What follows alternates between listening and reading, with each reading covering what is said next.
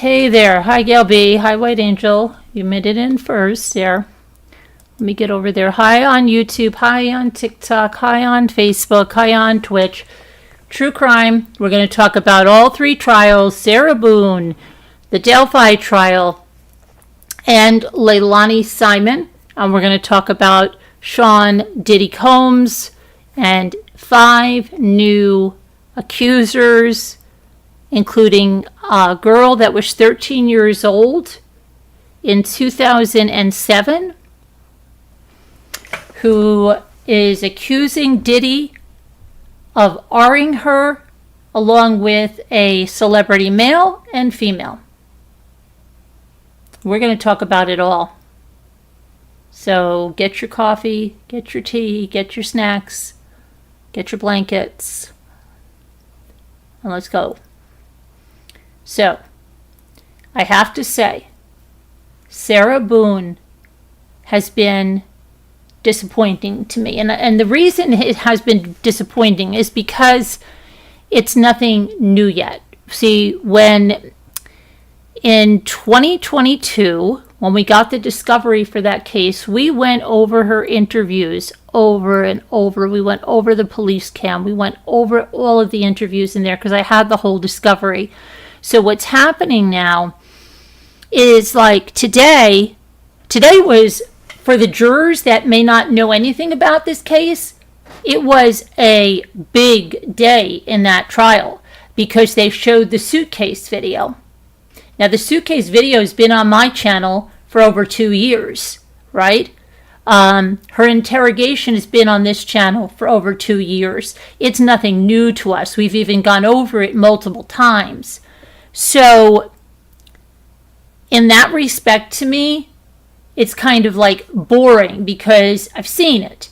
So, in another way, it's okay. It's okay because I am watching Leilani Simon. So, if I go and see the interrogation, I'm like, oh, okay. I don't need to watch the interrogation again. Seen it multiple times. I can go pay attention to Leilani Simon. Delphi is not being televised, so we have to get all of our information from people that are there right afterwards. So at this point, like I'm trying to think of who they're going to bring, aside from putting Sarah Boone on the stand. I don't think there's going to be much very interesting there for someone that's, or those of you that studied it as much as we did, right? So, but it was a big day for the case, okay? Because they showed that Suitcase video today in the courtroom. And that is some damning evidence, okay? That alone, people said they could just pack it up after that. They're done, you know? That and her interrogation pretty much sealed the deal, and Sarah Boone should have taken the plea deal, okay? She was stupid, beyond stupid not to take a plea deal. Because she's going to get life in prison now. You know, it's crazy, but that's the way it is for her. So that's what she signed up for. That's what she's going to get. And she just loves the attention.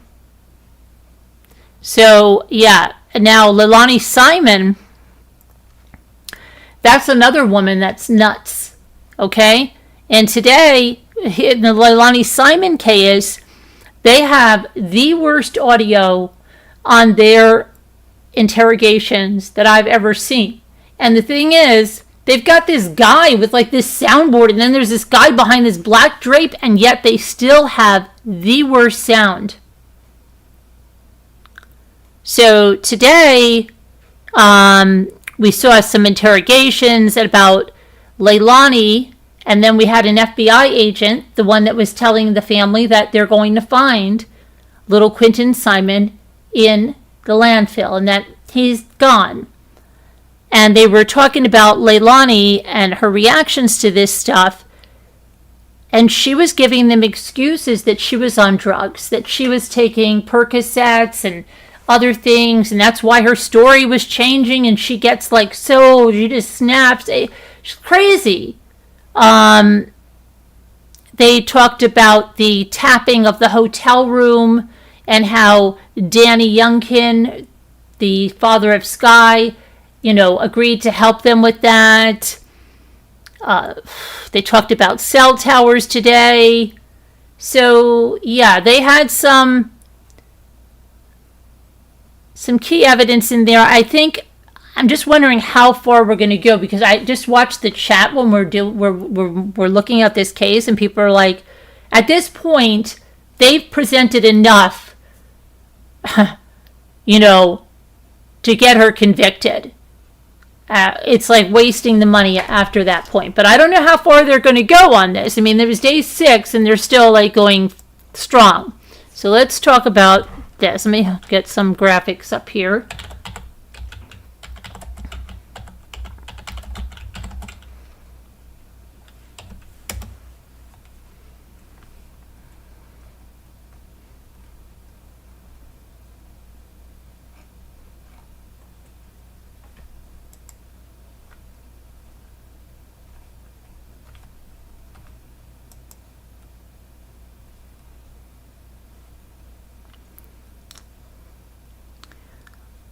I don't know, the way Leilani just looks, she just,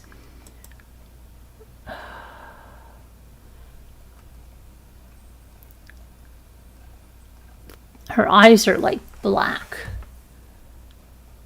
and she just has just this look about her that's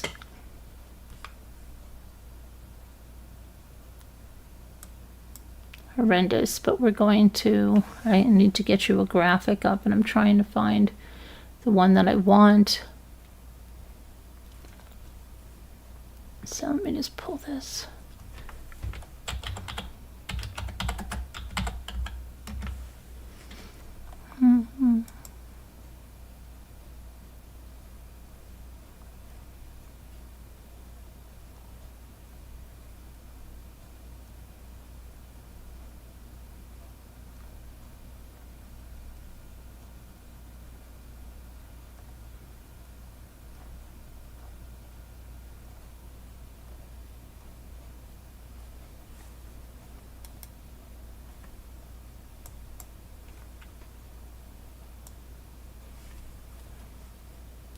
Put her up in that. Okay, I don't know if she's trying to look like a school marm or something, but it's ridiculous.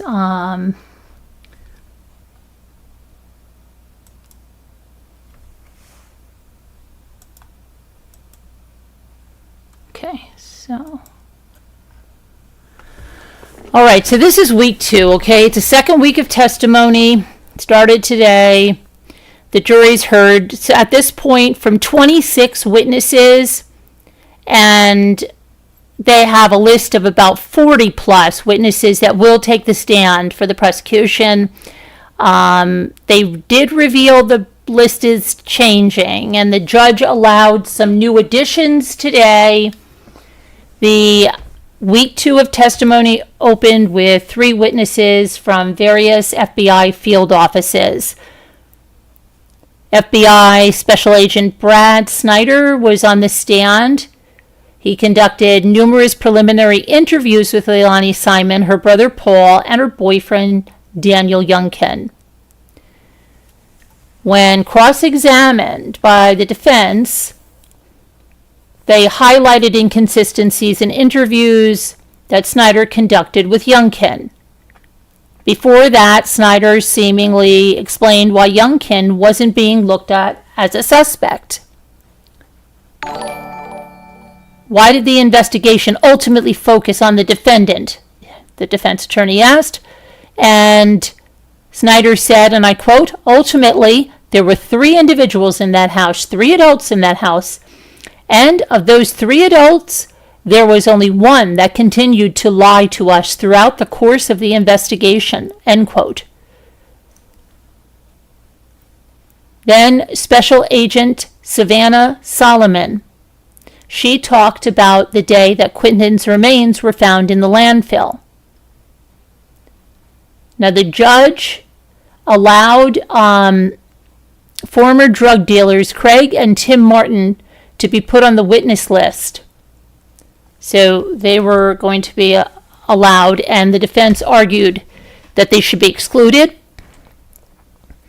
Defense attorney referred to text messages that were ruled to be admissible evidence last week by the judge between Simon and Craig Martin, which the state says proves their sexual relationship. The court's rule was that those text messages were admissible, and that doesn't mean because the state changed its mind 24 hours later that it gets to start adding witnesses. If we do that, this trial will never get finished, said the defense attorney. It is unknown when they're going to take the stand, but the judge is giving the defense proper time to interview them. Tomorrow they're going to start at 9:30 a.m., and what was the other thing I was going to tell you about this? They had pictures where they had Quentin's Mickey Mouse there. And let me see here. Let me see what they... I want to get what they were going about that, because they were arguing about what should be allowed, and then the defense said they didn't want the photos broadcast.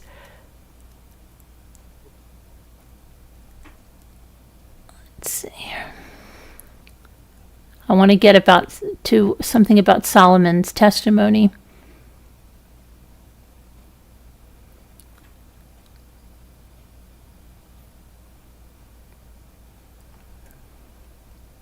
Okay, Solomon said Youngkin was forthcoming during questioning and was defensive of Simon. So she was talking about like how he had loyalty towards Leilani at first, and then he was, conflicted about that. The state showed the jury an image of Leilani Simon's garage with a Mickey Mouse doll on the ground covered in cobwebs. Solomon said this was significant, as Leilani Simon said Quentin had been reported missing with his favorite Mickey Mouse toy, and they showed a picture of it, and it was in the garage, all covered with crap. Then the jury was shown a video from October 5th of Leilani in an interview room, and she discusses her emotional reactions. Like I said, it was very hard to hear. They had to stop on some. And she talked about, Solomon said, about a tattoo she wanted to get in honor of Quentin. And they said, was anyone yet talking about Quentin being dead? And she said, we suspected it in the investigative team, but it was not discussed outside of that. And she said that Danny Youngkin was the first to bring up wiretapping the hotel room. And Solomon recalls a conversation that she had with Leilani, and Leilani said that, and what she said, what did she say? They asked her, what did Leilani say when you told her that you were confident that they would find Quentin's remains in the landfill? And she said, he wasn't in the bag, but it was hard to characterize. It wasn't shock, which was the most surprising thing of it. He wasn't in the bag, is what she said. He wasn't in the bag. And then they showed a clip of Leilani Simon when she was on the news, and she said, I'm not running, I'm not hiding. If something does come up that I'm at fault, I will take myself to the police station. You all remember that clip, right? And then Solomon read a text that she received from Leilani on October 24th at 5:45 p.m., when that news clip was shown on TV, and it read in part, I'm not lying for Danny anymore. And we saw this, like I on the first day, I believe they showed us this. The reason why my story about Origel and Shite didn't make sense was because Danny told me to say that he was the one that left. The state plays a phone call between Leilani and Daniel Youngkin. Solomon recalls on November 18th, when she was notified that a skull had been found at the landfill. The state showed a few photos. She identifies the top half of a skull and a severed foot.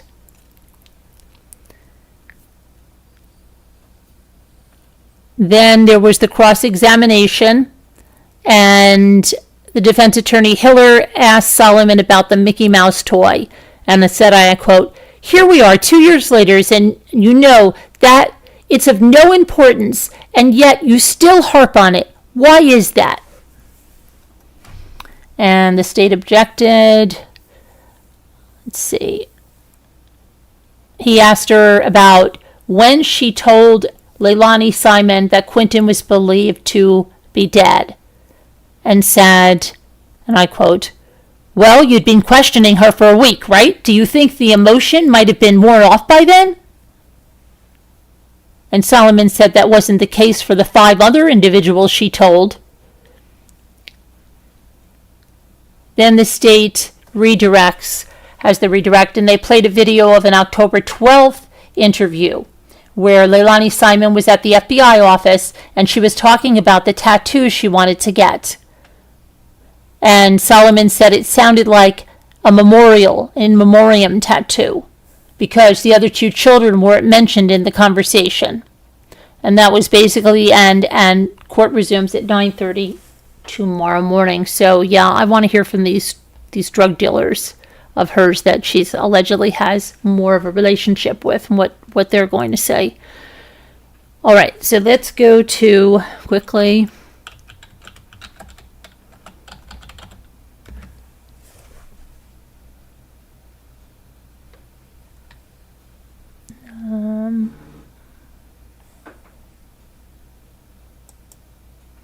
Okay, like I said, the Sarah Boone trial, like to anybody that probably is not familiar with the case, you'd say, wow, today was a great day. You got to see the interview and you got to see the Suitcase video, but it's just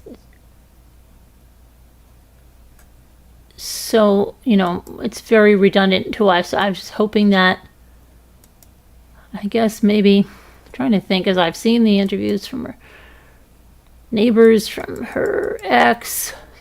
So I think what would be most interesting is if she does take the stand. And I imagine she might take the stand because she just wants to do her own thing. I mean, the lawyer should tell her not to based on her interview, but you never know what she may decide to do. She was just, she's going to be convicted, that's for sure. Okay. Let's put her on over there now.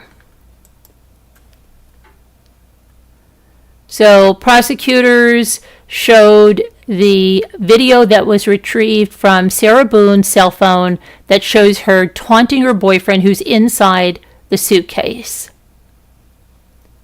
And like I said, that was horrible. And it's going to be very, like they said, like people just stop. Like you're done. Like pretty much after that video and then the interrogation, you're done there. So I don't know how long this trial is. It's slated to last 3 weeks, but don't even think they'll need that. Now, there was someone kicked out of court. So let me see here. So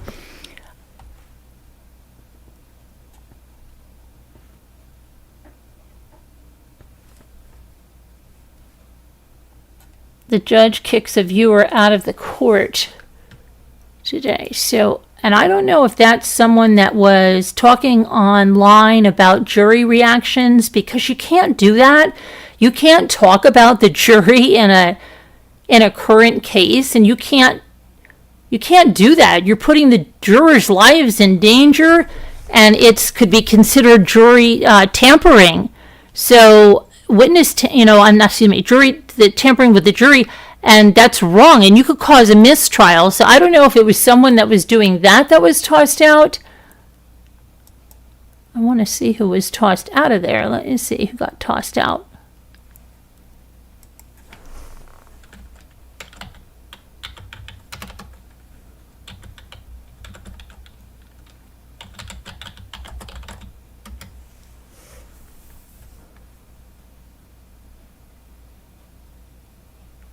Okay, judge kicks a viewer out, live video.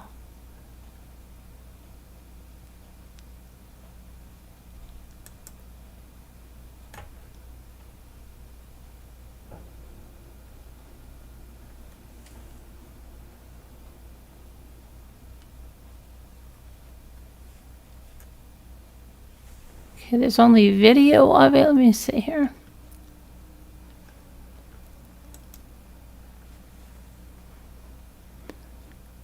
The video was retrieved, that from the cell phone that shows it's on this channel. You've seen it, I'm sure you have, where George is in the suitcase and she says things like, F you, that's my name, don't wear it out. F you, stupid, for everything you've done to me, for everything you've done to me. Yeah, that's what you do when you choke me. And he's heard begging to be let out of the suitcase, saying, I can't breathe, Sarah, and that's my name, don't wear it out. And then they show the next video where George Torres just says, Sarah. Then they had the medical examiner who performed George Torres's autopsy and said that recent wounds at the time of his death, he looked like he had blunt impact injuries to his hand, near his mouth and eye, bruises on both hands, the left side of his back, and his forearms. Prosecutors asked if these injuries were consistent with being struck with a baseball bat or pushed down a flight of stairs, and the medical examiner said it was possible. Let's see. And then they showed the nearly 2-hour second interview, which again is on this channel, back and forth between Sarah Boone and the detectives, with Sarah insisting she did not intentionally leave Torres to die because she didn't zip up the suitcase entirely, leaving him enough room to poke 2 fingers through, which she thought would allow him to get himself out of there. She even swore on her young son's life that Torres' death was unintentional. In this second interview, detectives asked her about other injuries on Torres' body, but Sarah says nothing physical happened between them that night. And now I'm just interested in who got thrown out of court, because I can't watch a video now, and I'm just trying to see if anybody has...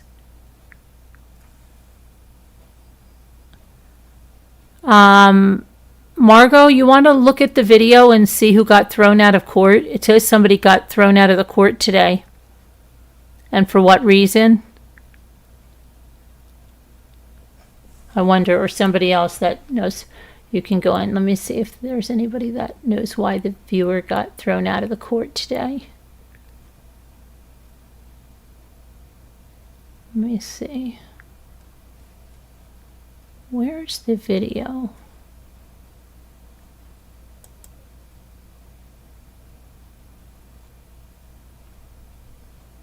I just had a bad feeling that if I was on mute all this time.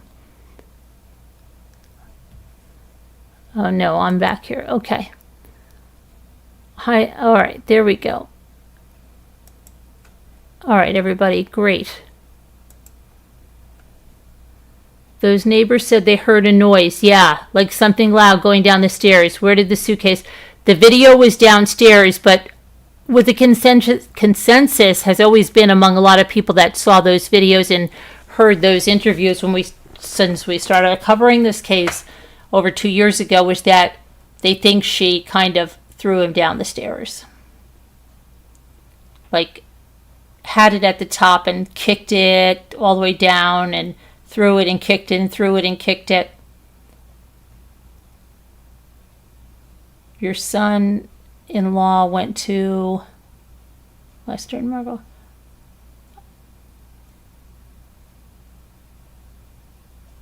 So does anybody know who got thrown out of court today? Anyone?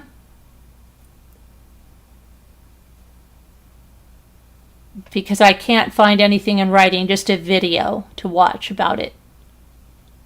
Who got thrown out? Because like I said, once I saw it was the interviews and the suitcase video, I tuned into Leilani Simon. Because I've seen all that. So who got thrown out of the courtroom? And why?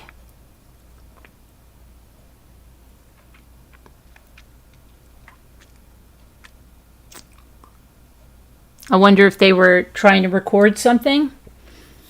I wonder if... What were they doing?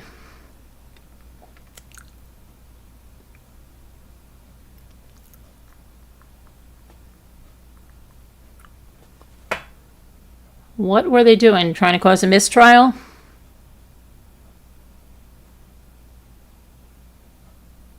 A lady had an outburst. What was she having an outburst about, Slam? What was she outbursting about? Was it during the Suitcase video? Oh, no, I think I saw that because that's a short one. But was it during the interrogation? When was it? What was that about?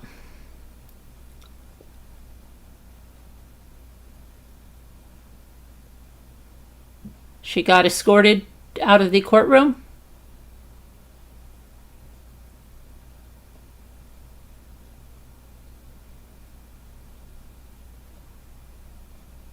You couldn't really hear it?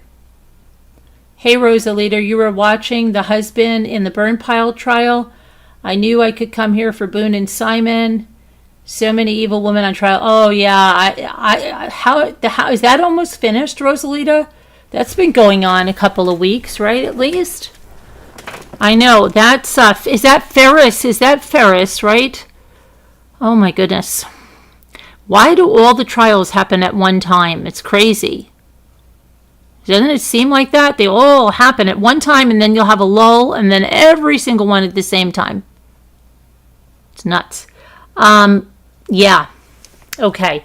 Let me go to Delphi now, okay? Because it was a big day in the Delphi, too, and it was a day of, like, really, really hard, very, very graphic testimony. So I'm going to go to Delphi right now. I'm going to switch gears.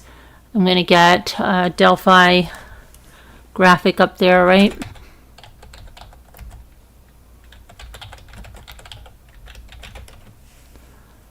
Okay.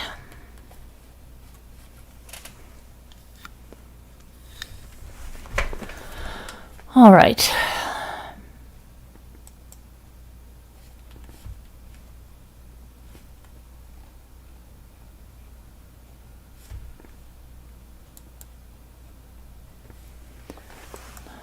Yeah, today was a very hard day, and there was family in there. You have Richard Allen's wife is in there. His grandmother is in there. And I did see some reporters say, that everybody was really shaken up looking at these images that were shown in the court. Okay. Let's see what we want to put up here for this one.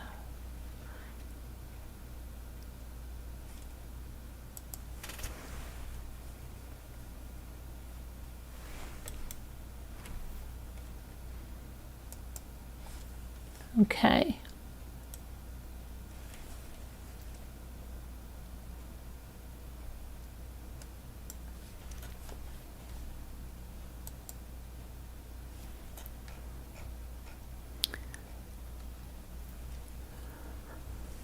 All right, so there were Saturday court proceedings at the Carroll County Courthouse in Delphi with testimony from 3 witnesses. Steve Mullen, that's the Delphi police chief from February of 2017. Jake Johns, a search party member who found Libby's tie-dyed t-shirt. And Pat Brown, the man who found the girls' bodies. Okay, so let's take a look at this. Remember that this jury is sequestered, so that's why I think they have Saturdays. Okay, so Pat Brown is the man who found the girls' bodies. Brown told the jury that he'd known Libby German's grandfather, Mike Patty, since high school, and that he also knew Libby. He said he was at home, he was eating dinner and watching TV. His wife told him that Libby and Abby went missing. He said he called a man named Tom Mears, and they went out in the dark to help search for the girls. Brown pointed out his drive from his home to the Morning Heights Cemetery on a courtroom map. He said he stopped a man named Ron Logan at Ron Logan's house to ask if he saw the girls, and then he went to the bridge to talk to search party members. After, he drove to the nearby Mears property and met with Tom to look for Libby and Abby. He said he called off work on February 14th to help with the search. He and Mears drove into town, where Brown said Delphi Police Chief Steve Mullen was heading the search up. Mullen said in his testimony that he did not head up the search. Brown picked up his daughter at 11 a.m. on February 14th and soon received a call from Mears to say they found Libby's shirt along Deer Creek. Brown went to the north side of the creek and found the girls' bodies on the way. Brown said he thought they were mannequins at first, and he became emotional as he told the court, "We found them." Melissa, a relative of the Patties, was with Brown when they spotted the girls, and she ran off to go call the police. Brown noted on the courtroom map where he found the girls, and he said he got within 5 feet of their bodies. Police arrived before Brown left the scene. Now, the defense attorney, Andrew Baldwin, questioned Brown, focusing on the sound of voices which could be heard, and if Brown had a cell service while in the woods. The judge also asked questions about Brown's cell service provider and about how long it took for police to arrive after they found the girls and how long it took for the scene to be secured. Brown answered that officers arrived within 5 minutes of being called, and it did not take long to secure the area. Saturday's session ended after the jury was shown a photograph of Libby's shirt and shoes in the muddy water of Deer Creek. So it was Libby's shirt and shoes that were found in the muddy waters of Deer Creek. Now, the second person to testify was Jake Johns, who's a lifelong Delphi. I know we're going in reverse order here on Saturday, so that was the third person to testify that I just told you about. This is the second, Jake Johns. A lifelong resident of Delphi. He worked at a propane company. He works there. And he spotted Libby's tie-dye shirt in Deer Creek during the search efforts. John said he knew Libby German's family, and his wife worked with Libby's grandmother, Becky Patty. Johns was not familiar with Abby Williams or her family. John said he joined the search for the girls on February 14th. He said he knew that they would be looking for a tie-dye shirt that belonged to Libby, and they walked 4 hours around the area and to the high bridge where he spotted the shirt in the water. He and a firefighter standing nearby tried to contact the police to report the shirt, but John said they couldn't get a hold of anyone. The firefighter went to the shirt himself and also located a pair of black Nike shoes that belonged to Libby.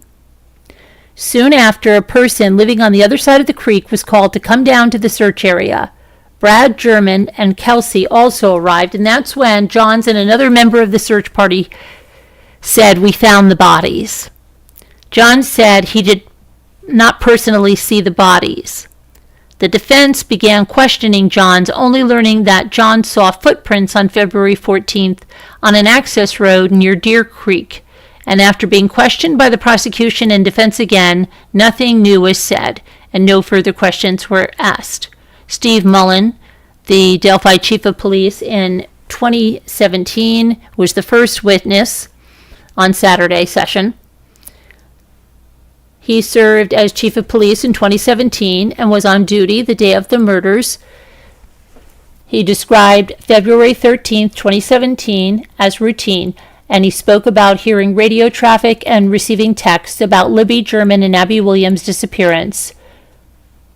He stood up and approached a map of the trail on a TV and pointed out where Abby and Libby entered. After learning the girls did not return, he said he contacted the Delphi Middle School and he spoke with the search party. He did not participate in the search, but said he stayed behind at dispatch.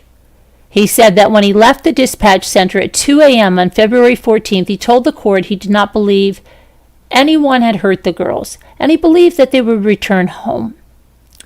He returned to work at 7:30 a.m. on February 14th and met with the search party. He said he did not direct them where to go. Allen's attorney, Andrew Baldwin, objected to Mullen's testimony about the search, saying that Mullen only knew the whereabouts of the search because he was at the dispatch. Mullen continued his testimony by describing when he heard the girls' bodies were found and noting on the courtroom map where they were located. He said he met with Abby and Libby's families around 2 p.m.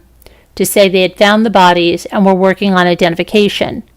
Mullen said he then learned of a store near the start of the trail. It was called the Hoosier Harvest Store. And they found out that it had security cameras. The store's camera pointed toward 300 North and West, and he reviewed footage from 8 a.m. to 6 p.m. on February 13th. He also discussed drone footage taken on the trail on February 13th, 2024, which State Prosecutor Nick McLeland said was to represent and compare what the two scenes look like 7 years apart. McLeland asked Mullen what kind of people would be seen on the bridge in 2017, which he answered, teenagers, younger people. Baldwin then began questioning Mullen, starting by asking him about improvements made on the trail since 2017. The judge chimed in and asked about the thought process behind searching for the girls downstream, and Mullen said it was in case the girls might have fallen off the bridge. Baldwin asked if Mullen went to the scene, and Mullen said he did not.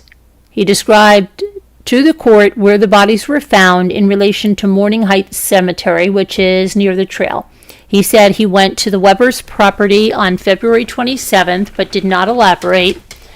And the judge asked if it would take 9 minutes to walk from the trailhead to the end of the bridge, and Mullen said about.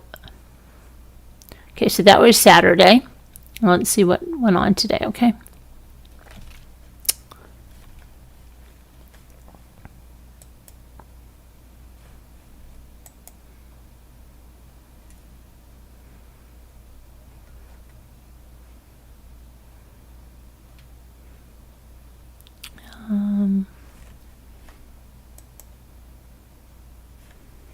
Okay.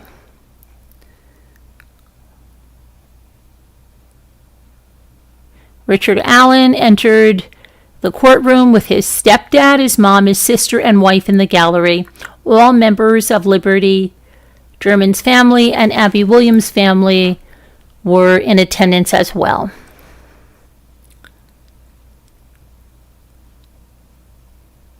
The first witness for the state was Deputy Darren Giancola. He served as a deputy and detective for the Carroll County Sheriff's Office since 2011. He told the jury that he was off duty on February 13th, but he came to work anyway after seeing social media that Libby German and Abby Williams were missing. Giancola assisted in the physical searches and pointed out on a courtroom map where he started his search. Giancola began looking for the girls at midnight, and he couldn't see much in the woods, even using a flashlight. He noted to the jury that he saw a disturbance near the end of the high bridge, where bare ground could be seen. He said he pointed it out to a nearby firefighter, but eventually ended his search at 2 a.m. on the 14th. Nick McLeland, the state prosecutor, asked Giancola, "At this point, you ended the search at 2 a.m. Were you investigating a murder?" Giancola said no. He didn't believe anything bad happened to the girls at that point. He was later sent to an address to ask questions about the girls, and he received a call from a person named Leggett to go to Morning Light Cemetery. "We were told somebody had found something, possibly bodies, near the creek," Giancola said. He arrived at the creek. He was shown Libby German's tie-dye shirt and shoes that were found in the creek. Someone then informed him that the girls' bodies were behind him. He said he could not see the bodies when walking to the creek, but saw something white. He later said those were the bodies of Abby Williams and Libby German. Giancola said he recognized them based on pictures and described the states of the girls' bodies. He did not perform life-saving measures because it was apparent they were deceased. He then called officers to close off the area and make sure no one came around. He stayed at the Deer Creek scene the remainder of February 14th and said he did not leave until sunrise on the 15th. Then Andrew Baldwin for the defense began to cross-examine Giancola, asking questions about Giancola's search timeline, the area where the girls were found, and he wanted him to better explain what their bodies looked like. Giancola said, he was asked what gun he was carrying at the scene, which was a Glock 9mm. The gun type was mentioned by the defense to establish groundwork for future arguments. And then Giancola was dismissed. Then the jury was viewing the crime scene photos. Sergeant Jason Page testifying. The state's second witness was Indiana State Police Sergeant Jason Page, a law enforcement officer for 24 years, and crime scene investigator for 16 years. Page secured and photographed the scene in Delphi. He described the area behind the tape at about the size of a softball field, but he focused on the area where Abby Williams and Libby German were found on ground zero. Of 45 state exhibits shown during Page's testimony, 42 were crime scene photos, which included several images of Abby and Libby's body, as well as other evidence from this scene. Family members of both girls and Richard Allen were emotional. Much of the courtroom struggled watching. Libby's mother cried. Libby's younger sister looked away from the exhibits most of the time, and Libby's grandparents, Mike and Becky Patty, held hands as the photos were shown.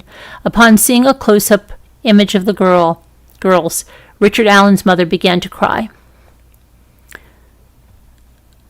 Following the crime scene photos and brief comments on the crime scene photos, the court went to lunch. The afternoon session. Now I'm trying to see, because I did find out, I don't know if they're saying here, in watching some stuff, that the girls' bodies, one of the girls was naked, the other girl had some of the other one's clothing on, and on one girl there were like 3 branches in some kind of a triangle, and while on the other girl they were not in so much of a triangle, but they were somewhat. They didn't even test the DNA or collect those branches until March. Do you believe that? That were on them. And that shell casing, the girls weren't shot. They had their neck slashed. And so I'll go and find some more information on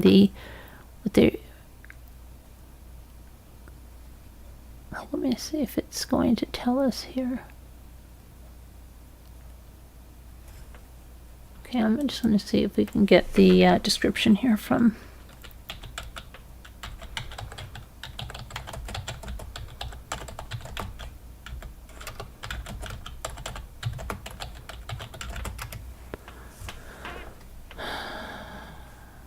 Okay.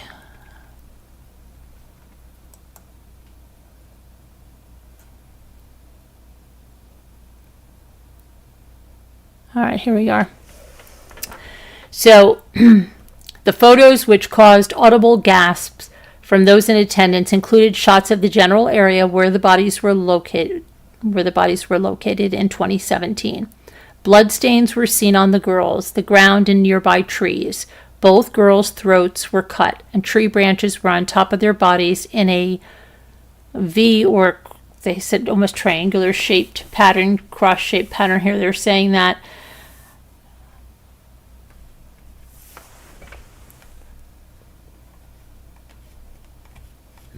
Hang on a second, my mouse is not working. Okay.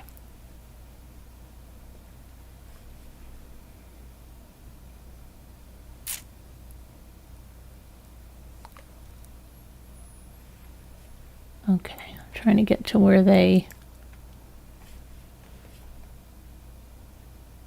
Oh my gosh, I don't know what's going on the internet tonight.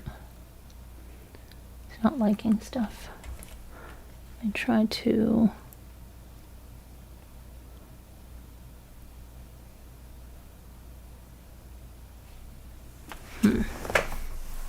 Okay, there we go. So let's see what else we have. Anything here now?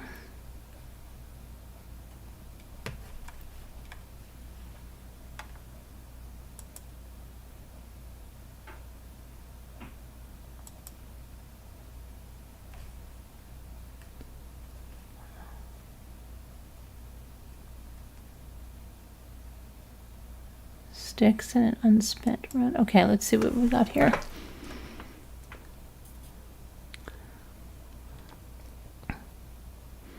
Liberty Libby German's mother sat hunched forward with her face in her hands, sobbing quietly on Monday afternoon as photos of her late daughter's mutilated body were displayed in court. Family members passed around tissues, which the mother used to dry her eyes. Liberty's grandparents, Mike and Becky Patty, sat in the front of her, holding hands as new images flashed by, some evoking gasps from attendees. ISP task was to photograph the crime scene as it was when they found it, and they removed potentially significant items, individually packaged them, and sent them to the ISP lab for storage. The girls' bodies were wrapped in clean white sheets to avoid any items falling off when they were hoisted into body bags. They sealed body bags, went to the Terre Haute for autopsy the next morning. Although ISP officers detailed their methodical look into the crime scene that included hundreds of photographs, suspect Richard Allen's defense attorneys tried in each cross-examination to cast doubt on what they saw as shortcomings of the crime scene investigation.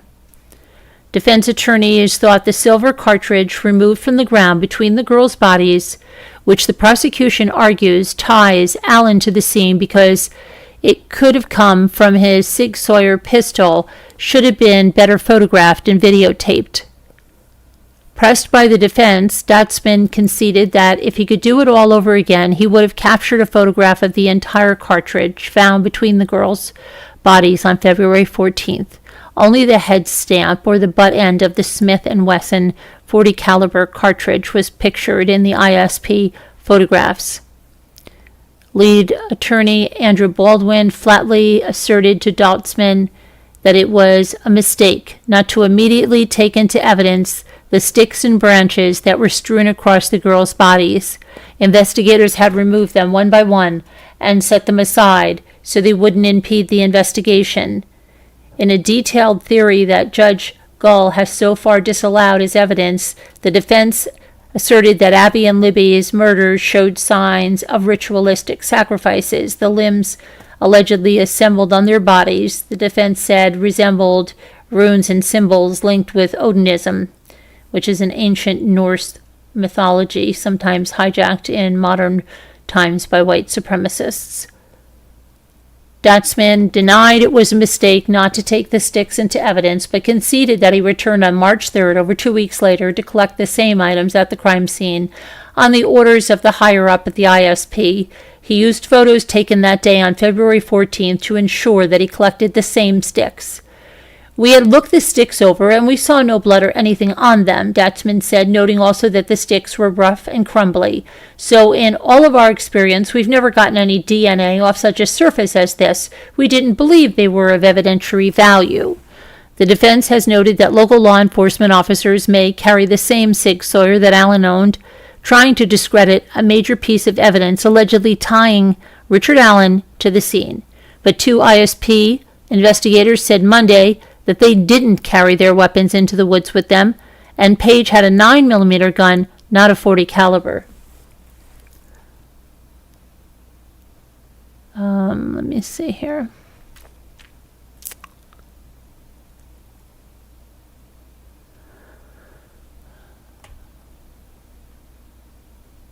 The hour-long questioning became testy at times, with Page appearing very stiff and seemingly impatient with Rozzi. That this is Bradley Rozzi, Sergeant Jason Page, an Indiana State Police crime scene investigator, acknowledged that he was not aware of any DNA evidence tying Allen to the crime scene. Rozzi, defense attorney, cited the unique circumstances of the crime scene, and he asked Sergeant Jason Page whether he has ever been to a crime scene where sticks were arranged on the body like that. Page responded, "Are you asking my opinion?" And he said it would be reasonable to think that humans placed those sticks on the girls' bodies. Hang on a minute, my thing just jumped. The hour-long questioning became testy at times. Page appeared very stiff and seemingly impatient with defense attorney Rozzi. "You're asking me questions that are outside my knowledge base in this particular case," Page said, after Rozzi asked how long DNA tests take to process. Then the Indiana crime scene investigator Dwayne Datzman was on and testified about finding the piece of evidence that tied Allen to the crime scene, which was that .40 caliber unspent casing, from that Sig Sauer. Datzman said he kept seeing a glitter in the leaves that wasn't far from the bodies, and underneath those leaves is where he found that .40 caliber unspent cartridge. At one point during Datzman's testimony, photos of the bodies were displayed again. And at that time, Libby's older sister closed her eyes as she placed her left hand on her chin, and one of the jurors placed his hand over his mouth. Let's see.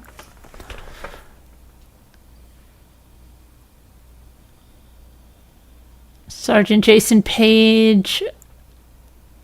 Let's see what else he did. Abby was fully clothed. She was wearing a dark blue sweatshirt. She was lying on her back. Her right knee was slightly bent, and her right foot was tucked underneath her left leg just below the calf. Libby's left hand was extended above her head while her right hand was at her side. She had blood all over her neck and face and bloodstains on her right leg.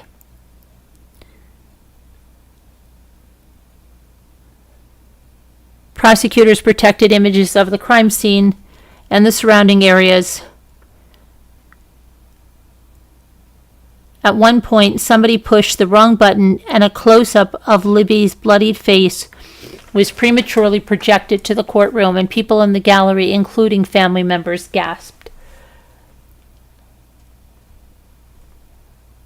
It's terrible.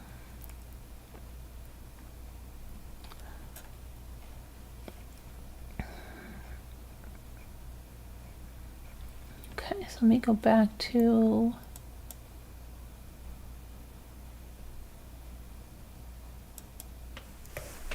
this part to see what we have.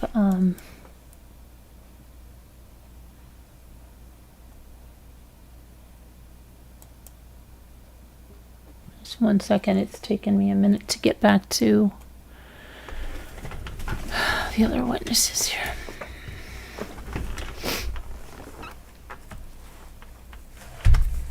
I don't know what's going on with the internet. It's just being really crazy. Okay, here we go.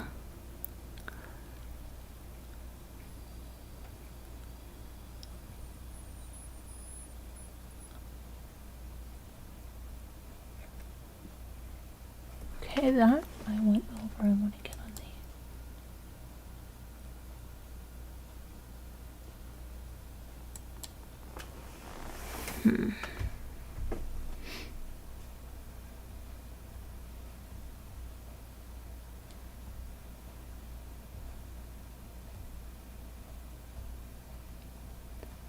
So that would be terrible.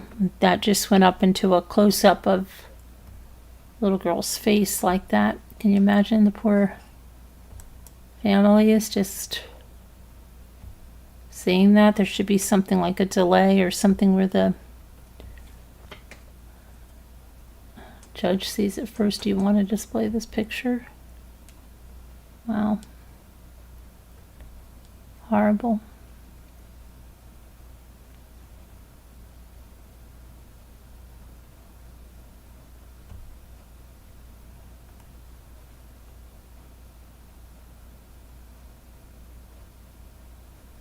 Okay.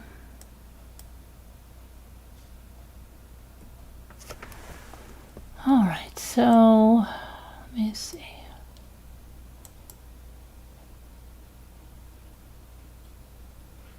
I think that's pretty much what took place there, but I'm just trying to get back to my other page. Let's hope I can get that. It's just driving me crazy right now because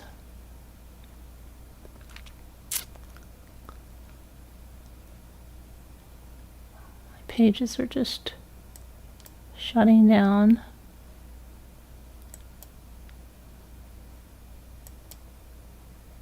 Hold on, let me go over here and just get this. Sorry. It's a good time to get a snack for a second. Or a drink or use the restroom.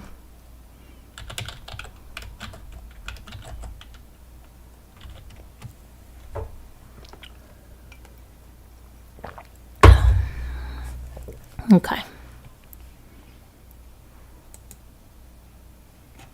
All right, so where were we? We were on Giancarlo. We went over that. We went Jason Page. We did that.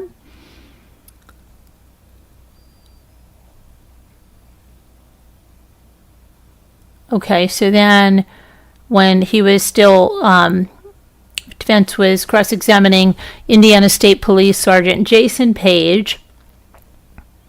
Page said it was not his job to determine the girl's times of death when he was asked an opinion about when it may have happened.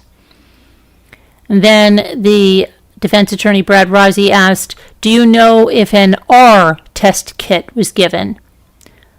Page said, "I would assume I wasn't there." Rossi then asked him about the sticks that was placed over the bodies. Page says he's seen other death investigation where bodies had sticks placed over them. He said in Delphi, a human appeared to have placed the sticks over the girls' bodies. Rossi then asked him about the depth of Deer Creek and the size of the footprints that were found, the blood around the area where the bodies were found, and about information on the hair that was found in Abby's hand. And Page responded, "You're asking questions out of my knowledge." Page also revealed that he was not aware of any DNA from Allen found at the scene. He later explained his job. He was the 14th law enforcement officer to arrive at the crime scene, and he was to preserve the area through photography.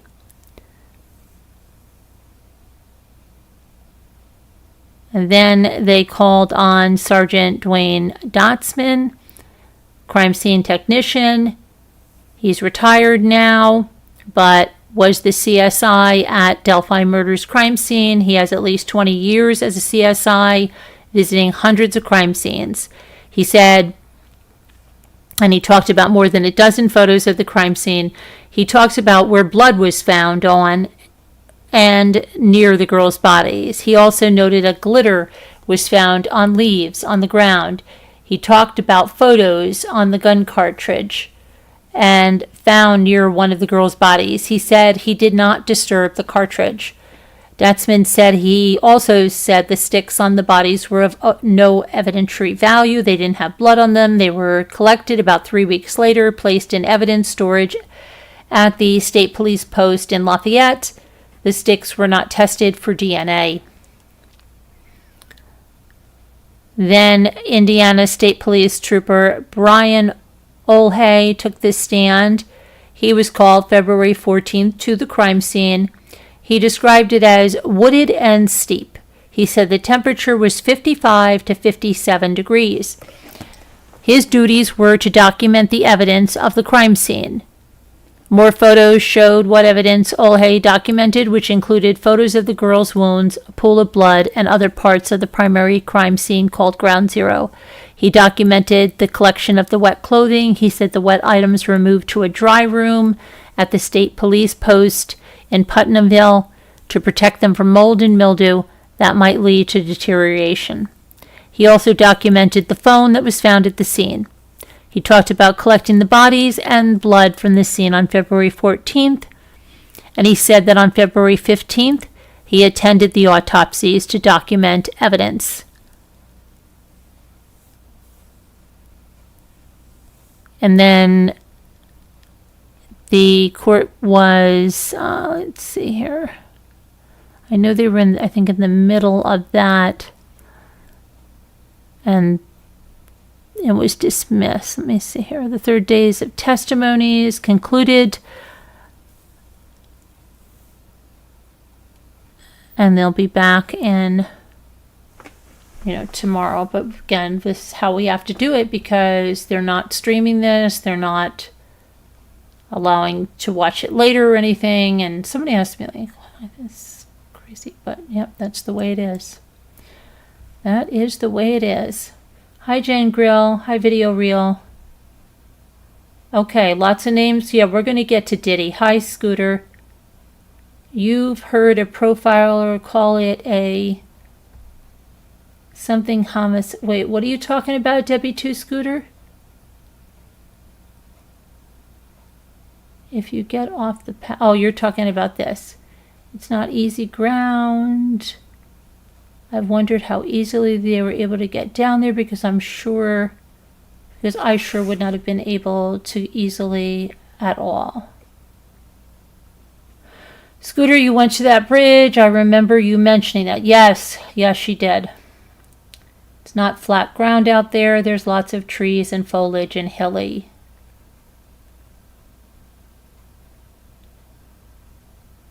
Yes, isn't that weird? The fake policeman, Richard Allen, isn't that crazy, Slam?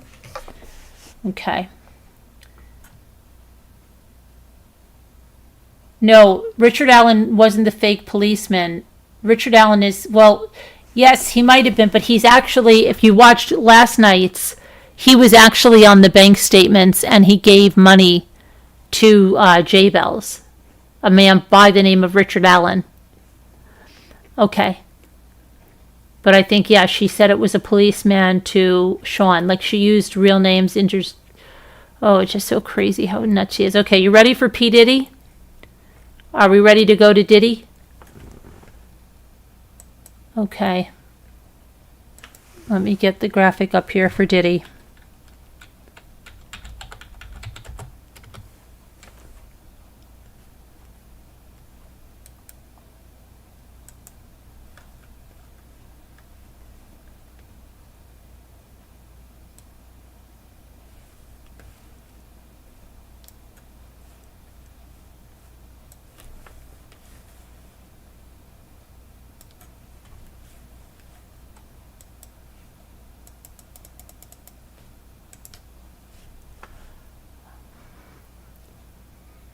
All right, let's see what we want to do here.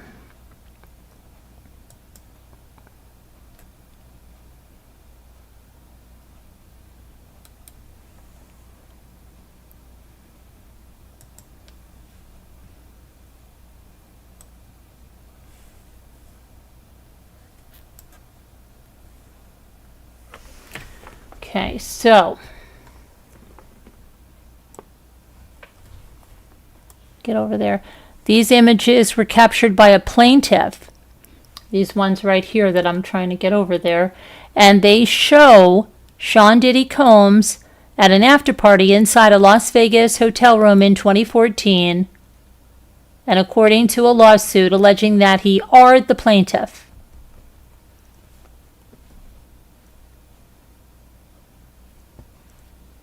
What did they just do with that? Did he do it? Uh-oh. There they are. Okay. What the freak is he doing?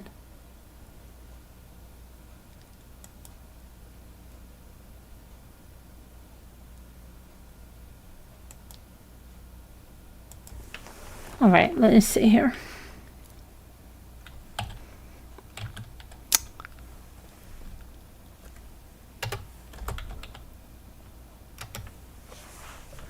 All right, so let's hear what happened over here and what's coming out and what he's accused of, okay?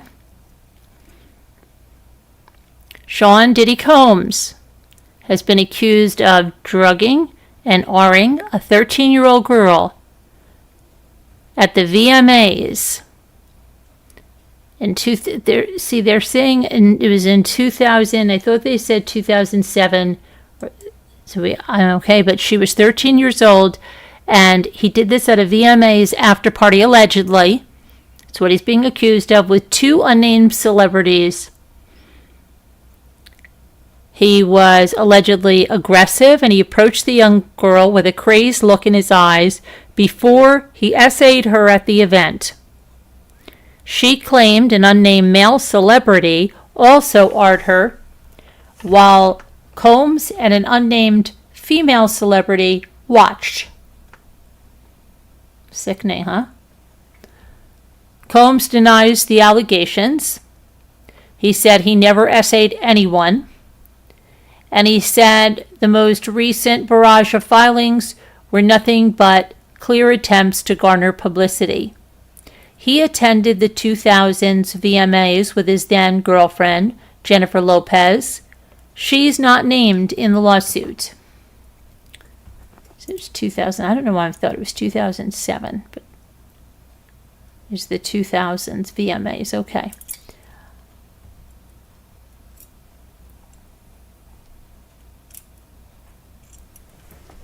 The lawsuit was filed Sunday in New York federal court by the plaintiff's attorney, Tony Busby. The plaintiff was 13 years old at the time and had gone to the Radio City Music Hall without a ticket, hoping to sneak into the event. She was unsuccessful, but met Diddy's driver, who she says told her to come back after the show. She claims the driver took her 20 minutes away to a large white house with a gated U-shaped driveway. It's unclear who owned the house in question, and once inside, the woman claims she was asked to sign a non-disclosure agreement. She said she saw many celebrities at the house and that there was widespread cocaine and marijuana use. She accepted a drink, which was a reddish-yellow mixture that tasted like orange juice, and then she felt woozy. Looking for a place to rest, she said that she entered what she believed to be an empty bedroom, looking to lie down for a moment. Soon after, she said that Sean Diddy Combs, along with a male and a female celebrity, entered the room. She said Combs aggressively approached her with a crazed look in his eyes. He grabbed her and said, "You're ready to party?" Combs then threw the plaintiff towards another male celebrity, Celebrity A, who removed the plaintiff's clothes as she grew more and more disoriented. Plaintiff was held down by Celebrity A, who R-ed her, while Combs and the female watched, and after he was finished, Combs then R-ed her, while A and B, Celebrity, watched. Combs attempted to force the plaintiff to perform something orally on him, but she resisted by hitting him in the neck, and he stopped. Let's see here now.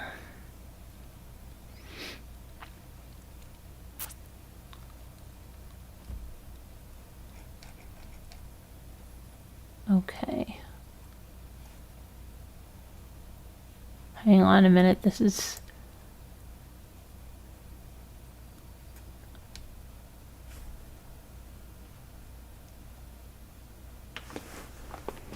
I never looked at that thing about Michelle Draconis in jail, but... So that is something. Who's the male and female celebrity, if that's true? Now,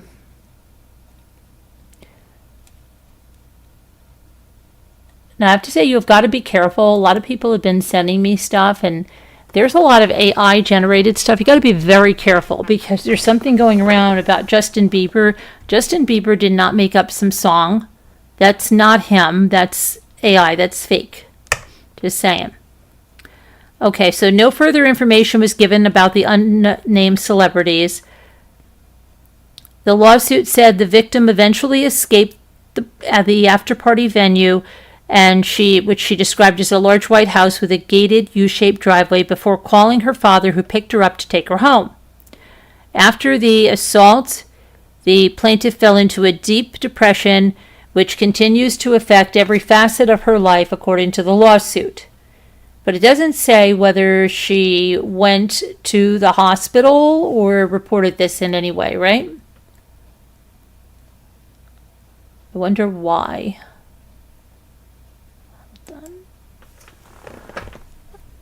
And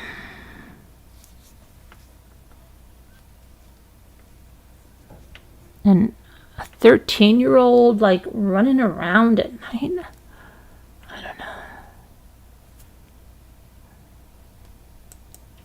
Okay. So, yeah. After the assault, plaintiff fell into a deep depression, which continues to affect every facet of her life. So we'll see. I mean,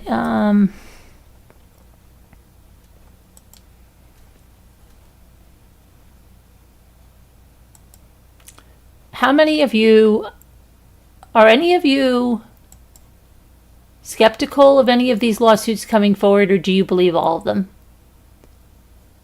Just put skeptical or believe in the chat. I'm just curious.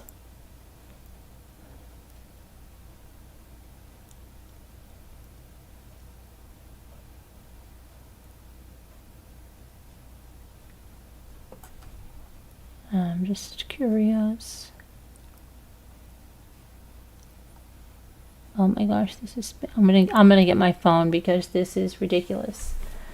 My computer's being a little jerk. All right. So what do you say? Do you believe this? Do you believe all these lawsuits coming forward? Or do you think some of them are trying,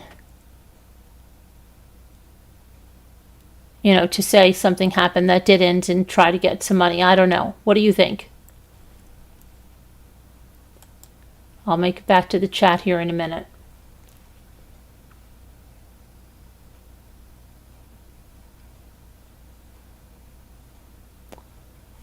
Oh my gosh, this is crazy.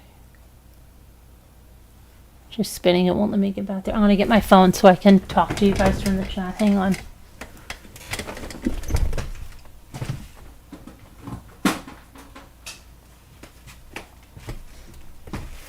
When I do this, my computer gets mad and it usually starts working.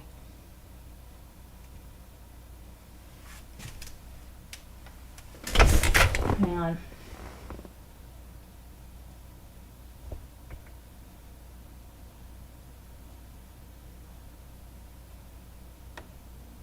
Okay, now I'm back in the chat through my computer. I'm on my phone.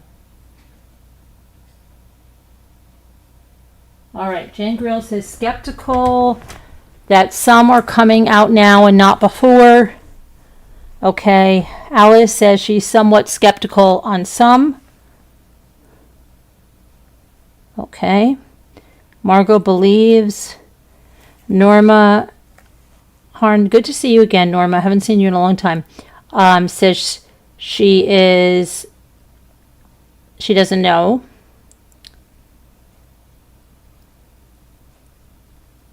Painted Black says, I'm just going by how long it takes for some to process the trauma and act. Norma says it could be that he is paying people to come forward just so he can throw some of these out.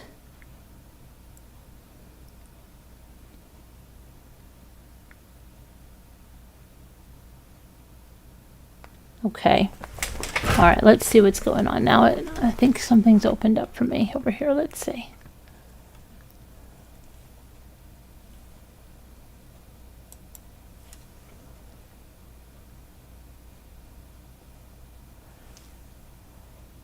So does he have a house like that with this U-shaped driveway? Was he at a house like that?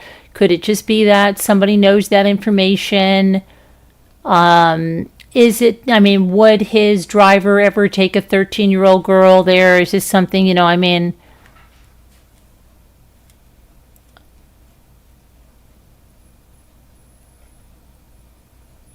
okay, so let's see here.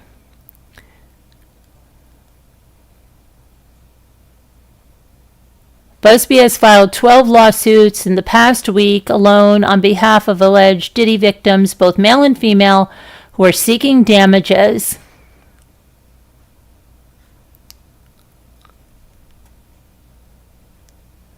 And Combs' attorney said Mr. Combs and his legal team have full confidence in the facts, their legal defenses, and the integrity of the judicial process. In court, the truth will prevail that Mr. Combs has never essayed anyone, adult or minor, man or woman.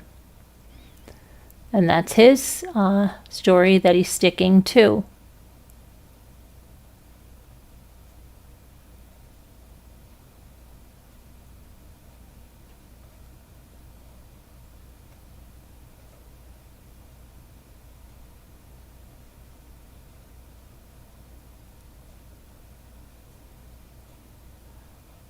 Okay.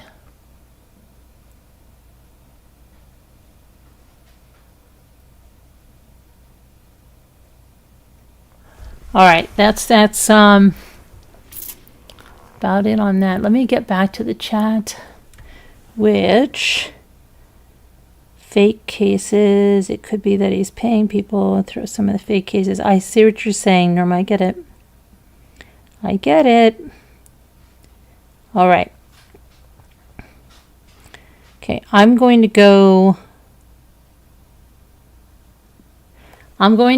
back into the Zoom now. So anybody that's in the Zoom, it's too bad. You're going to be exposed. So get out. I can get back in there.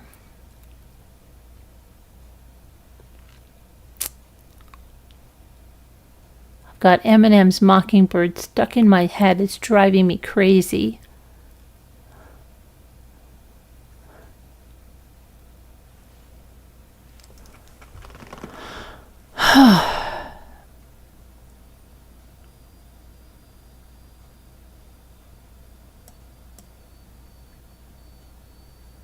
Okay.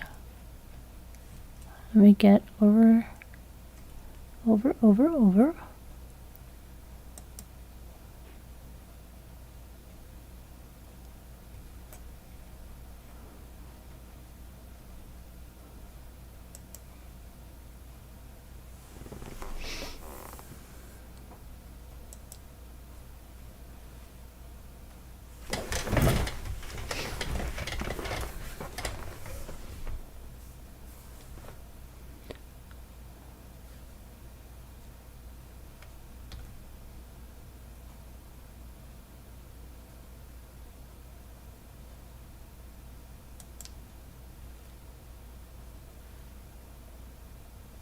All right.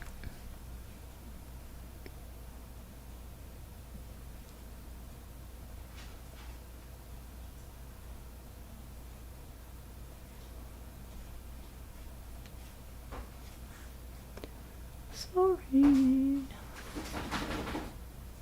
What the heck? Leave and join. Yes, I want to leave and join. Thank you.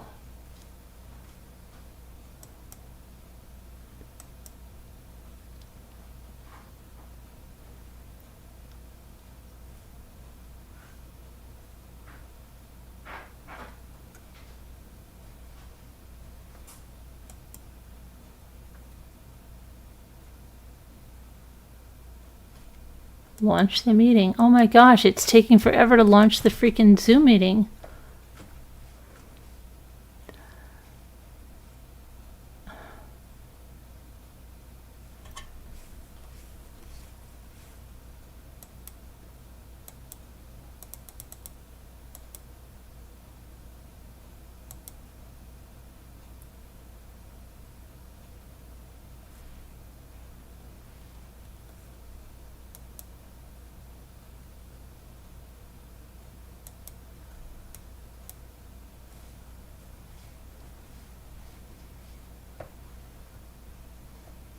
Don't worry, I'm still here. Just trying to get into the meeting.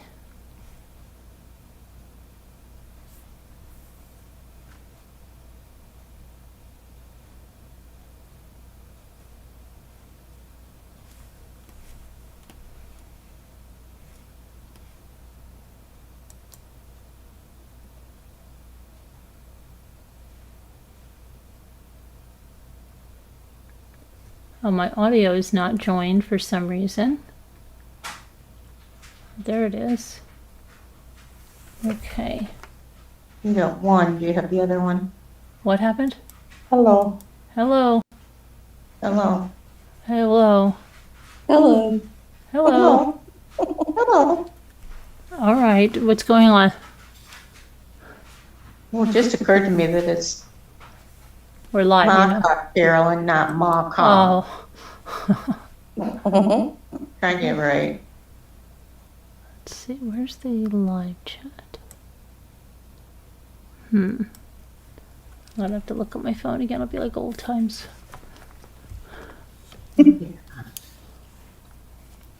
Okay, so Debbie 2 Scooter, what did you say you just heard? Hold on. Back a ways. I would go check her and her son. Okay. If you'd like to make a donation to the channel, what is this one? Somewhat skeptical. Where did I just saw Scooter say something to me? That's weird.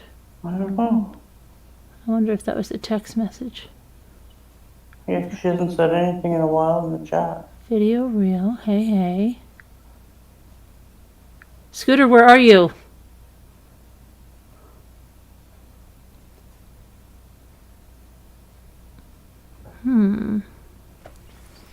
Let's see.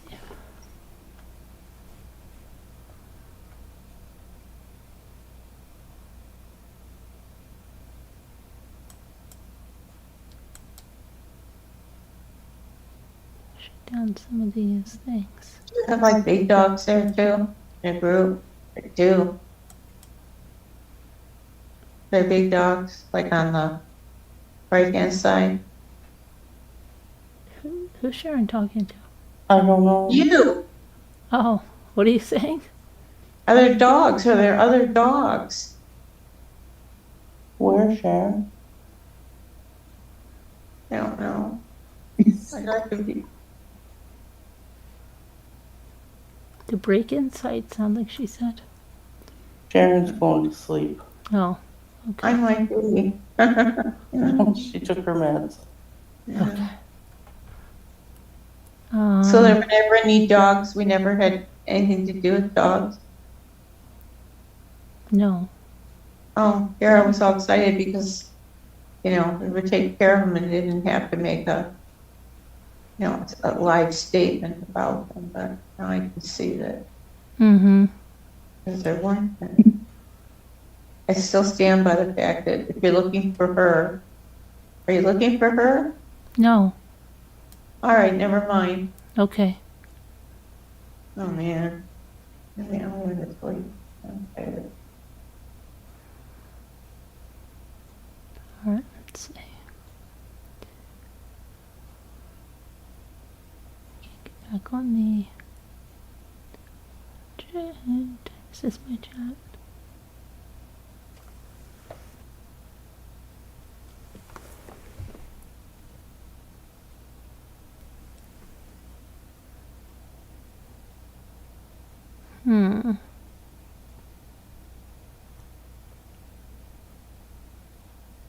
Trying to find the chat. That's crazy. Okay. So, did you, hold on a minute.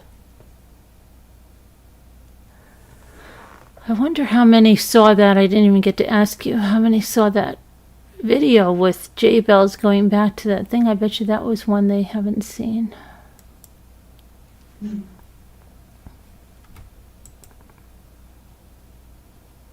The one you showed tonight? Going back to the defunct resort. I said She must have did some research to know there was a resort Oh, near she there. told me about that Oh, for yeah. about a year before she came. Really? Mm-hmm. Wow. Yeah, before her trip was even scheduled. That's crazy. Mm-hmm.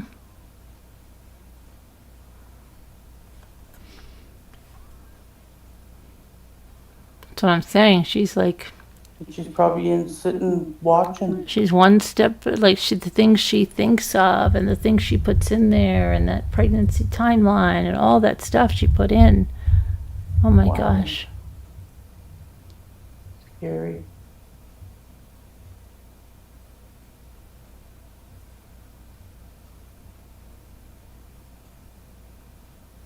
And she even said she was going to this concert when she got back, and it was like, I don't know, it's like a crazy, like a Paul McCartney or something. But I don't even think she went to that. Just so, she's so nuts. Wow. Yeah, very nuts. Okay.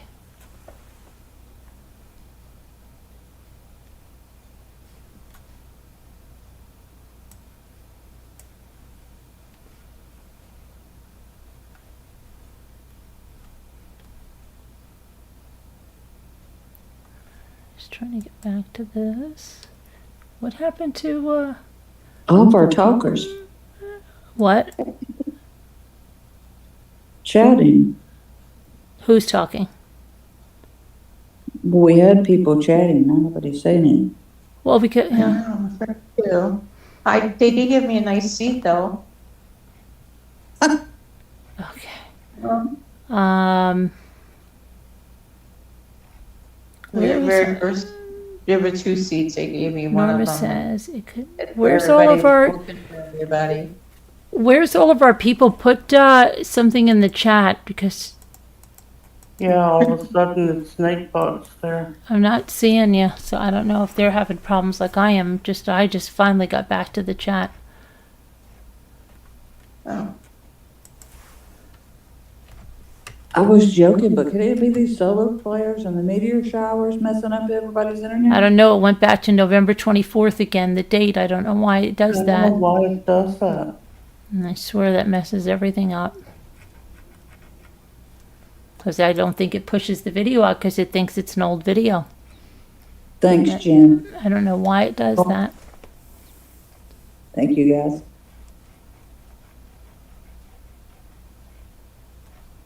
And I wish I'm going to have to figure out why it keeps reverting back to that.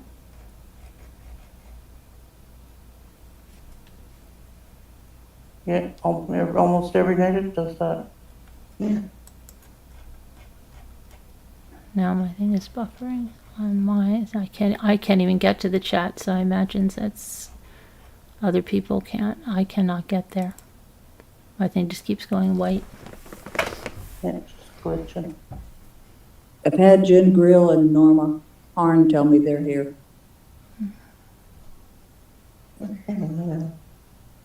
We've got 70 people. I can't go in. Oh, that's ridiculous. 83 now it says, 86. Right. I can't even get in there. Mine just quit altogether. Me too, I've got to restart. Oh, you know how they got theirs to work? They tapped it. Thanks, Yeah. Emmy. Oh, there's Emmy. I refreshed. That helped. Yeah, I just went out and back in. And now I only have 73. I lost 10 people doing that. This is crazy. No, I think it's now it's back up. I think it's people having the same problem because Trying to get in and can't. Hey, Emmy, did you have trouble getting in? now my thing is saying YouTube is not receiving enough video. Thank you. Now it's going back up again, so it's, I don't know. Very strange. But that, maybe we'll see if we play word cookies, if it changes. So tomorrow's going to be Tuesday. It's another day in court. Leilani, for me, like right now, we can't see Delphi, so I mean, we can only read about it. The trial that I'm really interested in is Leilani Simon. I think because, I don't know, I just feel like Sarah Boone, there was so much hype and we've gone through it all that until they bring something different to it, it's like, I just feel like, Yeah, like what, there's nothing, they have nothing to tell us, really? yeah, we're not, it's not like, oh wow, did you see that part? Because like we know so much about it. It's crazy. So, and they're just showing the same stuff that's been on this channel for like 2.5 years. So Yep. said Sarah's going to be on the stand tomorrow? Oh my goodness, well, we'll have to watch that then. Wait, is that what you just said, Snow Remover? She's cocky enough to. Wait, I'm confused. Are you saying the prosecution rested?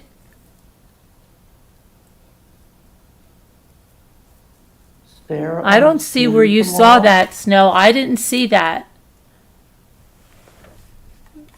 Wow. I don't know where you saw that, Snow. Where did you see that, Snow? I didn't see the prosecution rest. I'm looking for Kevin, but I don't see him here either. Emmy, you're confusing me. Yes, for Yes, sure. for sure, Snow says.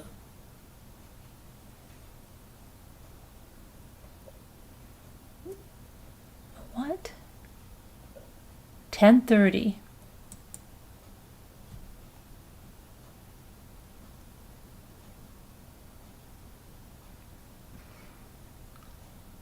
Okay, I'm not getting this, but okay. Oh boy, I gotta watch that in the morning They then. didn't rest. Then why would she be on the stand?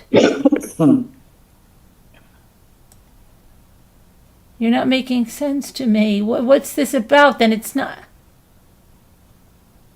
I don't know.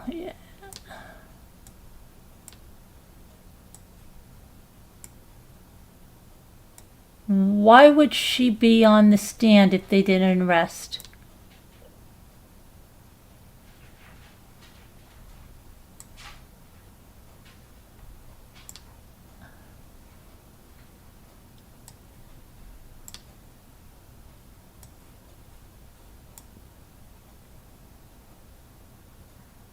They said it for sure. I've been right. They have one more.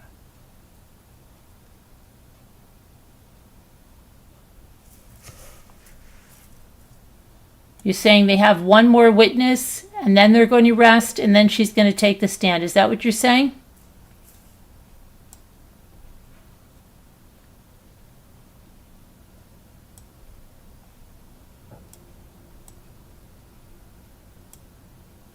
Hi, Sandra Voss. Oh, thanks, Emmy.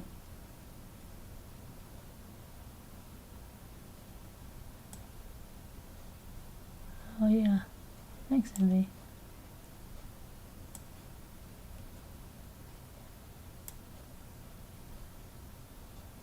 Okay, Snow Remover says they have one more witness and then she's going to go on. Well, I guess I better get my eyes shined up so I don't miss anything tomorrow. So this will be the day, if that's so, that'll be the day worth watching, that's for Yeah. sure. Yeah, definitely. That'll be it. Hey,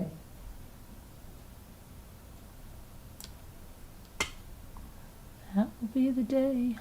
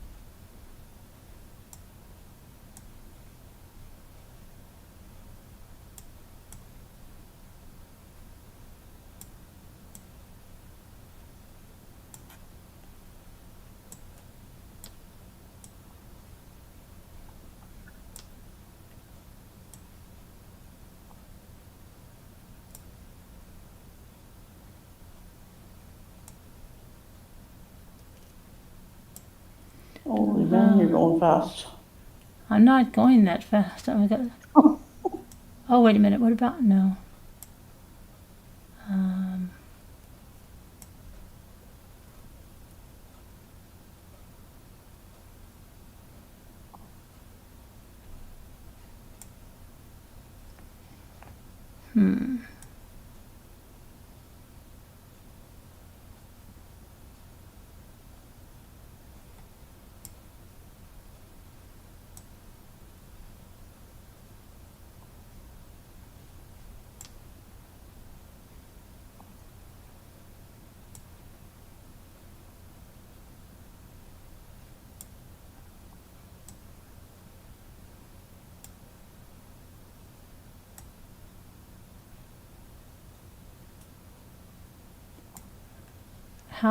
Yeah, I've got Kelp Emmy. She was meeting with her attorneys and reading a narrative statement. Well, then they're probably going to be finished a lot faster than 3 weeks, huh? I don't know. How many? Well, sounds that way. But you never know, they can get hung up on one thing and stay there Yeah, for, that's true. yeah.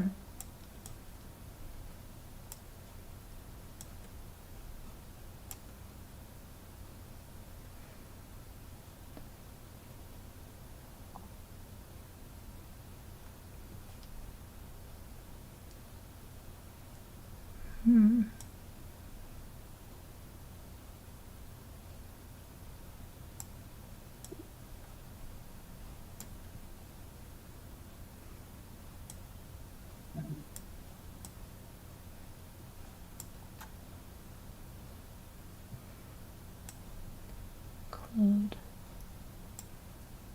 Yeah, cute. Okay.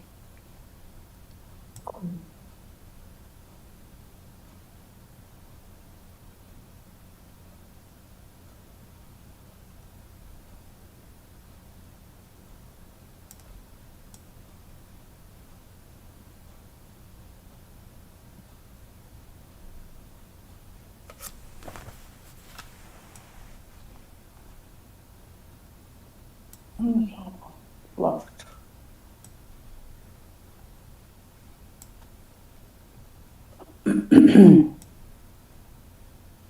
Oh, there's a jack-o'-lantern on the screen after. Jack-o'-lantern? Mm-hmm. Jack-o'-lantern. After you win, you know, on that screen where it gives you however many cookies. Oh, you finished? Yes, I did.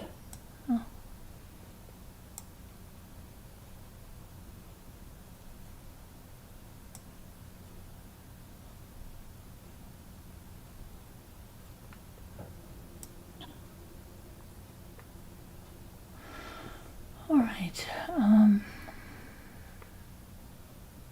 It's Sassy has it up there. Which one it is?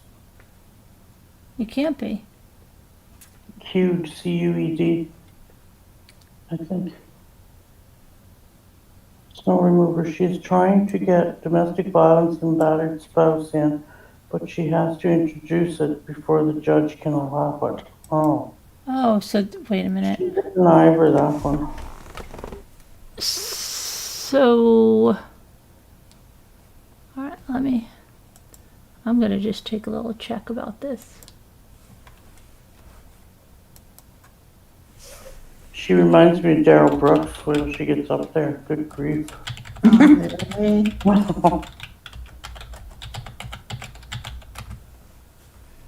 That was a nightmare. I prayed for that judge every night. Oh, I know. I wanted to smack him around.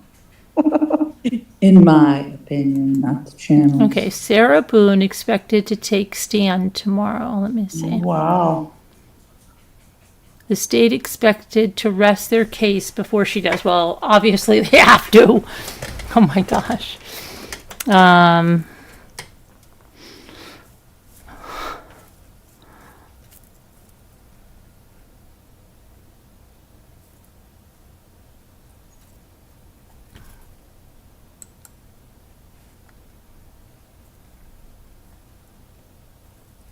Interesting.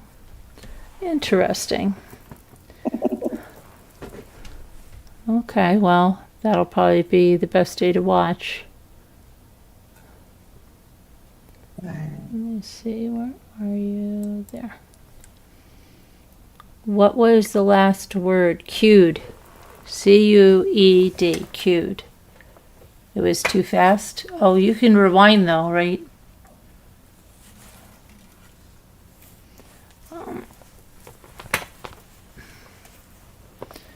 So, let's see.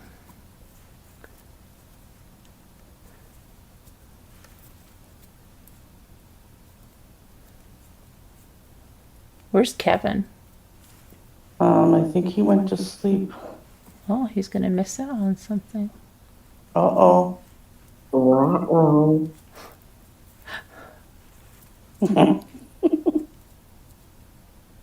Tell me I was right. Oh, you were right, snow remover. Again. What was the other time? Thanks for bringing that in there, snow removal. Yeah, what was the other time you were right though? The other time you were right. 'Cause she said, tell me I'm right again, so I'm trying to figure out the other time she was right. Yeah, we want to know specific dates. Oh, that's funny. Yeah, but I like live better. I'll try to. We keep log of this snow removal. You like live better what? Oh, watching it live. I get it. I get it. I get it.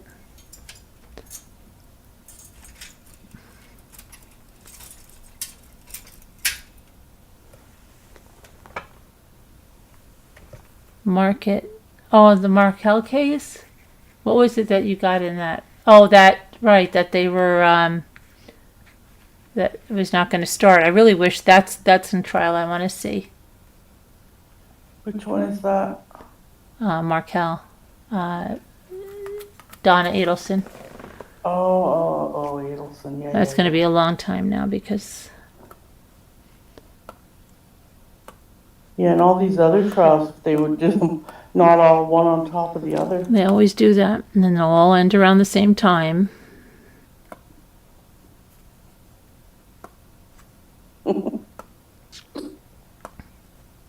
But speaking of lawsuits, I guess there's a big lawsuit going around in the true crime community, huh? Some kind of RICO lawsuit with a whole bunch of plaintiffs. And I think 2 defendants so far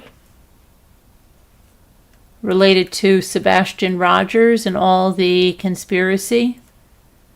And if they're going to do that, well, isn't it the same thing with Summer Wells? Oh, wow.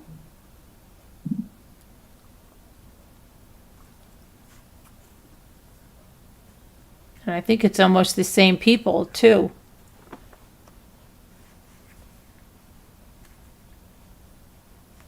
It snowed there today, Emmy. It was 78 degrees here. It's beautiful. Yeah, we were 70 here. It's beautiful here. We have a couple more days of it, and then we're going into the yucky stuff. Stop it. Yeah, I know. I don't want to hear it. Like into the Well, your leaves turning. They're not turning here yet. Oh, gosh. That's all I saw yesterday were leaves blowing past the windows. I don't want to hear about it.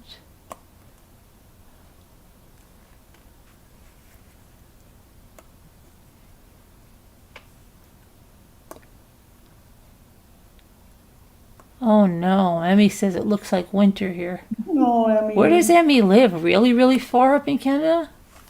She's on the west coast. Is Well, that colder? Western Canada, not on the coast. Is that colder? Yeah, she gets pretty brutal winters there too. Ugh, yuck. Why do you live there, Emmy? I wouldn't. Oh, God.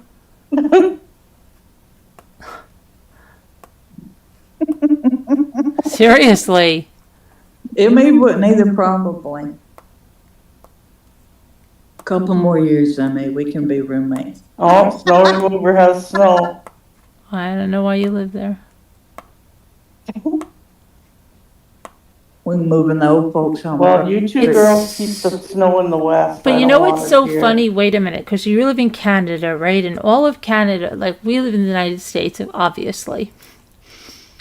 And we can still live in the United States and go somewhere warm.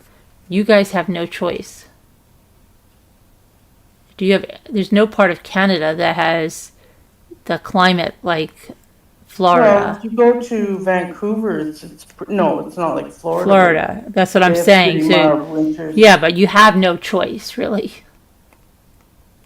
Right? If you want to move somewhere warm, you've got to go out of your country. Yeah, real warm you would, yeah. See? So all of you people in America, you should be thankful for what you have. I'm waiting for Sassy to say there's 3 feet of snow where she is. Snow remover Because- says you would freeze where she If you is. want to move south, you can move south. If you want to move north, you can move north. If you want to move west, you can move west. No, I'm really, really, really. You can do You that. know where we want to go, Carolyn. Yeah. Down to Edisto. Yippers. Victoria Island. Yeah, in BC, they have nice weather there, don't they? Pretty mild. Yeah. I don't think they really get much snow there if they get In it. this one? In this one? Yeah, I can't find it. Right, okay, Who's she talking okay, to? huh, right. Is she on the phone? Uh, Oh, she. The mic. Okay. I thought she was having a conversation with herself. That could be true too. Concierge, Concierge, kitchen is closing. that's it, kitchen's closing. There you International go, live on a cruise ship. Good idea, Norma. International waters. Oh Yeah, my goodness. I don't know if it's true or not. I've heard of that, people living on a cruise ship. Totally living Yeah. on them, no residence they anymore. literally do, and then they take them, some of them they take for the repositioning. Those are supposed to be pretty cool. That would be weird. Okay, so you never have to. What happened? If you honestly Yeah, live, if you cheaper live than on a cruise ships. houseboat, do you? They probably. If you live on a houseboat, do you have to Yeah. pay school and property taxes?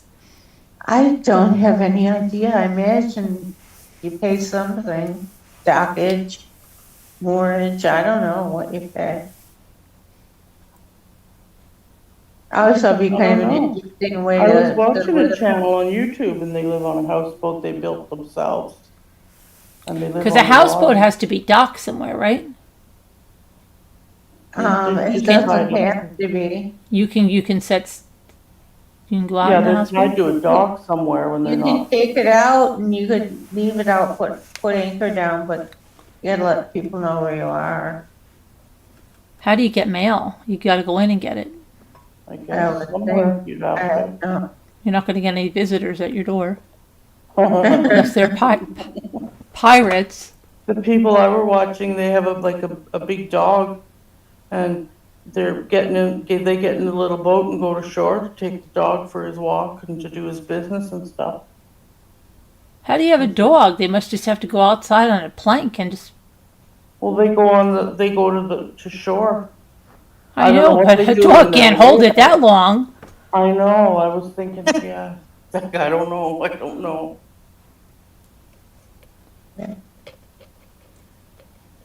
What about people that live on, like that poodle that can use the, Toilet? like if you live on a house that's built out over the water. I know this one couple, they have a house, they have a TikTok channel where their poodle can talks with these bunnies, the poodle's name. And their house, like when the water, Bunny will let her know she hears the water under the house, but they're not on a boat, it's a house. But the waters runs up under, like underneath their deck, they're out over the water. What's the name of the place that Snow Remover and Emmy were talking about? Victoria Island? OOS. I couldn't pronounce it. Soyuz? Want you to look. Osoyas, Oosoyas, I don't know. I don't even Where's see. that place, girls? Oh, Usoyas. And how do you pronounce it? I want a piece of chocolate really badly, and I don't think I have any. I do. I have Junior Mints, and I have. Pass them along. Not doing me any good. I have some M&Ms in my purse somewhere that I got on the cruise ship, a big giant bag. Where are they? He said he brought my purse in. Where did he put it? What's over there? If you didn't keep them in your purse, you probably don't have them. No, I have a big giant bag from the cruise ship. Home is where the heart is. I guess. Oh, my daughter she got the news. She's bad sprains on both ankles. Oh, Wonderful. So they're not broken. They're just badly sprained. She's got a Right. boot on. Okay. She's got a boot on one, and she's got Tell her that. braces on the other. Osoyas, I think that's how you say it. Where is that? And what is Usoyas. that? Why did Usoyas. she do that, Carolyn? She fell down the subway stairs. Oh my God. Yeah. Were they slippery or wet or dirty or? No. She just said she was thinking about Ethan and college, and next thing she knew, she was doing a skater's fall, so she knew how to fall like a skater, so she fell onto her side, and then she said everybody's really nice and helped her up and everything. So yeah, Oh wow. New Yorkers. She are didn't- not as bad. to videotape it, did she? No. We would love her to add to the collection for the family. I know, right? I'll try to get my mama to I was so dry. British Columbia. Oh, I could use a coffee concierge. Oh, well, now you have to answer her. You can't just laugh. Well, I have to make, That's not funny. I have to make a fresh pot. Oh, okay, well then I'll wait till tomorrow. Okay, Yeah, thanks. good night all. Good night. Good night. Good night.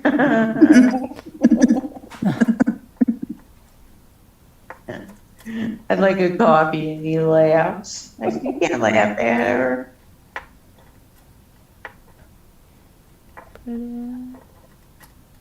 Oh no, yeah, I know, Norma, right?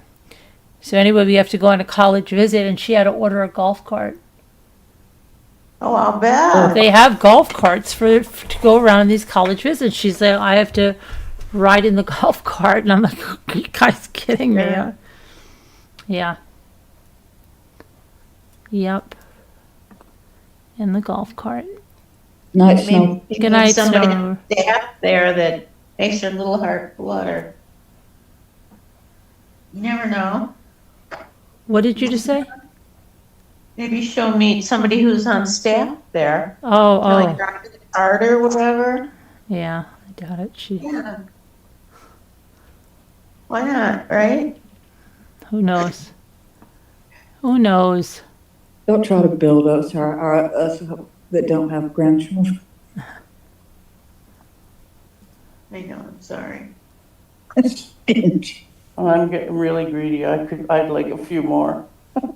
I would love to have one of each.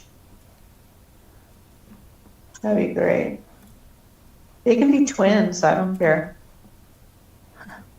They could be triplets, 2 boys and a girl.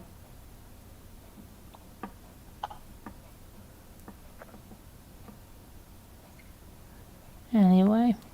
Oh, it's in BC. I'll have to check that out, Emmy. Mm-hmm. I'd never heard of it. Okay, well, we'll see you all tomorrow. Thank you guys for coming. Love you guys. God bless. Prayers. We'll see you tomorrow. Everybody be good. Good night, everybody. Good night, everybody. Night. Prayers for all that need, and we'll see you tomorrow. Adios.